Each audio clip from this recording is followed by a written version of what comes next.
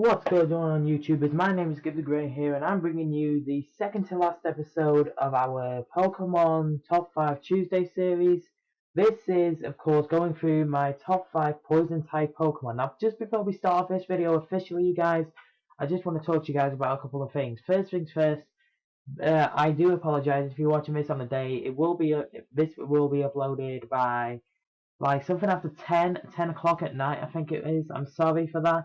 It's just I got in, I wasn't really in like the mood for recording just before I went and played with like I went out with some friends.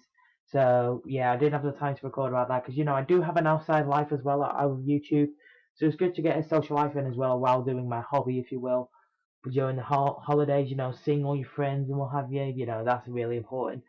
But I also want to apologize as well for like the layout of the Pokemon that you can see during this list. The pictures are as I want them to be. Obviously, I've got the pictures of the Pokemon. It's just that they're not the right size for me, and some of them are too small. Some of them, I don't know. I've had to alter the layout just so I can fit like everything about that Pokemon, basically. But yes, you guys, this is top 5 poison type list. As always, my list is always 100% opinionated, meaning that if they're not there just for stats or just design, but a combination of things that bring them each to their own. And as always, you guys, this is my list, so if you don't agree with it, feel free to leave your own top 5 poison type Pokemon in the comment section down below. And as always, you guys, this list will not include legendaries, but may involve Mega Evolutions. I don't know, we'll see. But I plan to do a legendary bonus episode at the end of this series, along with a couple of extras as well. But anyway, guys, let's go ahead. Sorry for this long introduction, but let's go ahead and get into our poison type top 5 Pokemon. So in number 5, you guys, we have Crobat. Crobat is poison flying.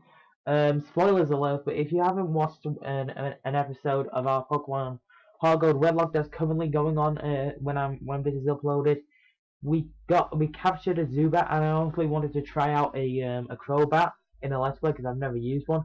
Problem is though, it was modest, and I figured, well, even though I said it in the episode, a modest Zubat, I don't think I'm gonna use like special attacks on it, just because it's attack stat is much more higher than a special attack. So the preferred nature I like to run on a Crobat is gonna be, of course, Jolly with the inner focus ability, holding the focus sash, just so. Like, Crobat is frail. It can easily take a hit, no problem. So Focus Sash is just there so it can easily do some damage back to the opponent, even if it doesn't outspeed. It has U-turn, so it can easily get up out of a threat. But it also has Cross Poison, Brave Bird, and Zen Headbutt. Cross Poison and Brave Bird are both stab. I think Cross Poison has a high chance to crit, and it can have a chance to poison as well. Brave Bird is there because it's a high powered move, although it did give you some recoil. Zen Headbutt is there for type diversity, and it can also make your opponent chance to flinch. And as I say, U-turn is there for type diversity, but it can also give you the opportunity to get out of the fight while doing some damage if, of course, you do outspeed. So Crobat this week is number 4. In number 5, sorry guys, in number 4 this week we have Skuntank. Skuntank is a poison dark type. I think we had the opportunity to use a Stunky in my Pokemon Diamond Nuzlocke. I'm not sure. I can't remember whether or not I had one in the PC. I don't think I did. But anyway, the prepared nature I like to run on Skuntank is Adamant, just because it is powerful. It has the Aftermath ability, which once a Pokemon knocks out Skuntank, it will do some damage to the Pokemon.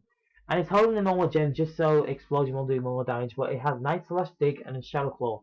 Now, Skuntank has more of a special moveset. It has more powerful Poison Stab moves. So, I don't know, but I like to run a physical Skuntank. Mind you saying that I've never used Skuntank, so when I do get the opportunity to use it, I may try out a special one. But for this one, I'm just looking at, like, the amount of damage you can deal out using its physical moves and bearing in mind stats and the most powerful move it can learn. So that's why its moveset is Night Slash, Dig, Explosion, and Shadow Claw. Bit of a random moveset, I know, but I've just put it together like literally. Night Slash is stab. It does have the chance to get a high chance of critting. Same with Shadow Claw, but Shadow Claw is there for type diversity. Dig is just like if you're in a double battle, you can get up off the field, and it can actually like help with like type coverage as well. And Explosion is there because if you do outspeed and you're on like the littlest bit of health, it will get boosted by the normal gem and it can easily wipe out an opponent. So Skuntank is number 4 this week.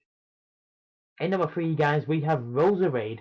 Roserade is a new Pokemon that was introduced in Generation 4 to help out with Rosalia that was introduced in Generation 3, I think it was. But Roserade is grass poison.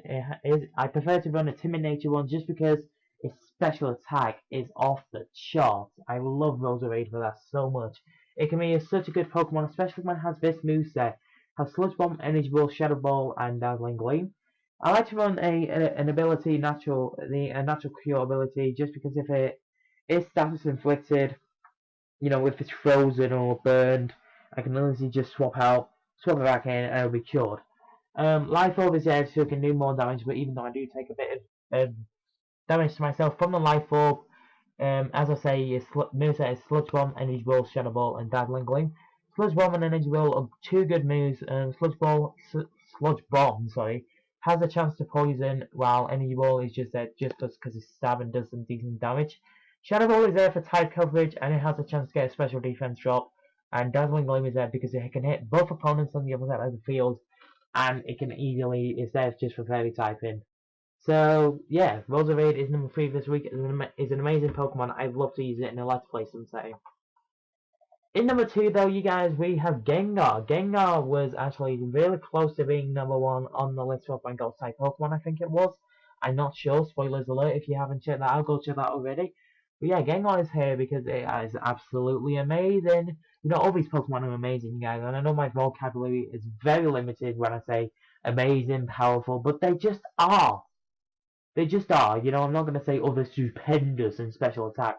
They're just powerful. So yeah, Timid Nature Gengar is a thing. Of course, it has the ability to levitate. It's holding the Gengar right just because Mega Gengar is so powerful. It has the moveset Sludge Bomb, Shadow Ball, Dazzling Gleam, and Thunderbolt. Sludge Bomb and Shadow Ball are both stab. Sludge Bomb with a chance to poison. Shadow Ball with a chance to get a special defense drop. Dazzling Gleam so it can hit both opponents on the side of the field.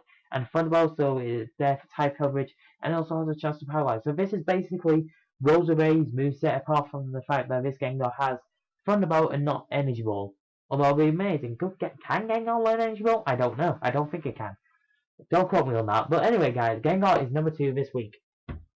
And in number 1, you guys, we recently had this Pokemon in our party, at time of recording, of course, in our party, we have Nidoking. Nidoking is number 1 this week. I actually do not have my Nidoking loaded up. Where is it? There it is. Sorry about that. Yeah, Nidoking is, of course, Poison Ground. It's a Modest Nature, well, I prefer to run a Modest Nature one, just because the special moveset is powerful. It is literally, you can learn basically any move, like Mew. It has Sheer Force just so it can remove all the added effects to make it even more powerful. And then there's the Life Orb as well, which is just OP. Sludge Wave, Earth Power, Surf, and Thunderbolt. It can learn Surf and Thunderbolt. It can learn a move that is immune to. It can learn electric type moves. Hello? It is so overpowered, you guys, honestly. Sludge Wave can hit all opponents and even your own allies, so it'd be good if you had a Pokemon with Protect for that. Earth Power is a special Earthquake, basically, and it can still do decent damage, actually. Surf, like I say, can hit up all opponents on the field, so you better have a Pokemon with Protect for that if you're doing a double battle or something. And, of course, it has Thunderbolt, because why not? It's just there just for, water weaknesses, if you send out a water Pokemon against a ground Pokemon, you carry Thunderbolt, you're set, basically. Unless, of course, you're going against a Wishcast or a Seismitoad, then you're kind of screwed. But anyway, guys, Nidoking is my favourite poison type in, so that's why it's number 1 this week. So I want to thank you guys so much for coming out and checking out our top 5 favourite poison types, sorry. We are nearing the end of, the primary, I don't want to say adventures, that's the wrong word, the primary episodes for season 1 of Top 5 Tuesdays, because the last typing that we have to do is normal type, so you can expect that next week. And of course we are going to throw in a couple of bonuses as well. I'm not going to say too much about the unannounced bonuses, but all I can say is we are going to have a legendary episode soon, you guys. So I do want to thank you guys so much for watching this episode of Top 5 Tuesdays. As always, if you did enjoy, smash that like button, subscribe if you are new to Ultra Tech and for all the latest Ultra Tech content. Recommend us to your friends as well, we are growing as a channel together, because it's not just mine and the Mikey Cyber's channel, it's our channel. So recommend us to your friends to help us grow together as a community as Ultratech. And as always, you guys, if you disagree with my list or want to leave your own, feel free to do so. Leave your own top 5 poison types in the comment section below. But you guys have been amazing. I've been Gib The Great. This is me signing off.